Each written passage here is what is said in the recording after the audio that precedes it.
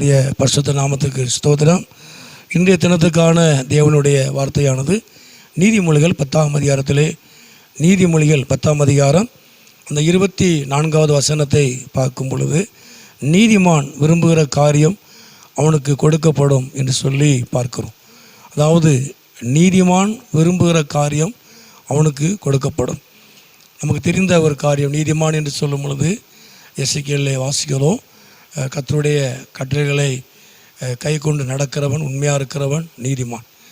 ஆகவே நாட்களிலே நீதிமான் விரும்புகிற காரியம் அது அவனுக்கு கொடுக்கப்படும். அப்போது இந்த நாட்களிலே ஆண்டவர் தாமே நம்முடைய விருப்பத்தை அவர் நிறைவேற்றுகிறவர். தேவனிடத்தில் கேட்குற பிள்ளைகள், தேவனை நம்பி அவரிடத்தில் கேட்குற பிள்ளைகள், அவரை விசுவாசித்து அவரை நம்பி அவரிடத்தில் கேட்குற பிள்ளைகள், ஆண்டவர் தாமே நாட்களிலே அவர்களை ஆசீர்வதிக்கிறார். அவங்களுடைய விருப்பத்தை கர்த்தர் என்ன செய்கிறாரா? நிறைவேற்றுகிறார். அதாவது விரும்புகிற காரியம் அவனுக்கு கொடுக்கப்படும்.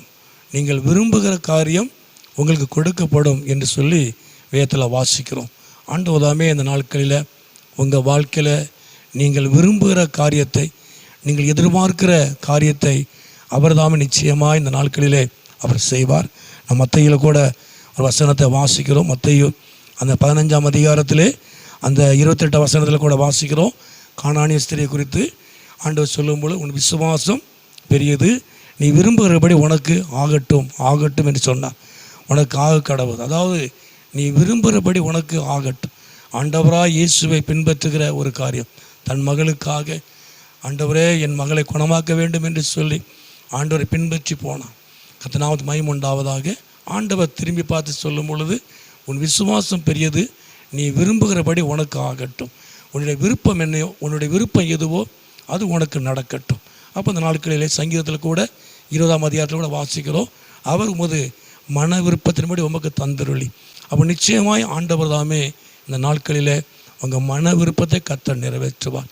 அவரிடத்தில் கேட்கும் பொழுது உங்கள் விருப்பத்தை, உங்கள் எதிர்பார்ப்பை தேவனிடத்தில் கேட்கும் பொழுது நிச்சயமாய் உங்களுடைய மன விருப்பத்தை நிச்சயமாக நிறைவேற்றுவார். நீங்கள் விரும்புகிற காரியத்தை கர்த்தர் நிச்சயமாய் செய்வார். அவர் நாமத்தை மகிமைப்படுத்துவார். கர்த்தருக்கு மகிமை உண்டாவதாக. ஆகவே தான் நீதிமான் விரும்புகிற காரியம் அவனுக்கு கொடுக்கப்படும். நீங்கள் விரும்புகிற காரியம் உங்களுக்கு கொடுக்கப்படும். கர்த்தர் ஆசீர்வதித்து நடத்துவார். ஜெபம் பண்ணுவோமா? எங்களை அதிகமாக நேசிக்கிற நல்ல பிதாவே, அருமையான ஆண்டவரே, அந்த நேரத்துக்காக ஸ்தோத்திரம். ஆண்டவரே, நீதிமான் விரும்புகிற காரியம் அவனுக்கு கொடுக்கப்படும் என்று சொல்லி நாங்கள் வேதத்தில் வாசிக்கிறோம். கர்த்தர் தாமே இந்த நாட்களிலே இந்த சத்தத்தை கேட்டுக்கொண்டு அருமையான நம்முடைய பிள்ளைகளை, குடும்பங்களை கர்த்தர் ஆசீர்வதியும். ஆண்டவரை அவங்க விரும்புகிற காரியம், அவங்க எதிர்பார்க்கிற காரியத்தை ஆண்டவர் தாமே இந்த நாட்களில் நிறைவேற்றி அப்படி நாமத்தை மகிமைப்படுத்தும். நீர் மகிமையான காரியங்களை செய்யும், ஆசீர்வதியும். இயேசுவின் நாமத்தில் ஜெபிக்கிறோம் நல்ல பிதாவே. ஆமேன், ஆமேன்.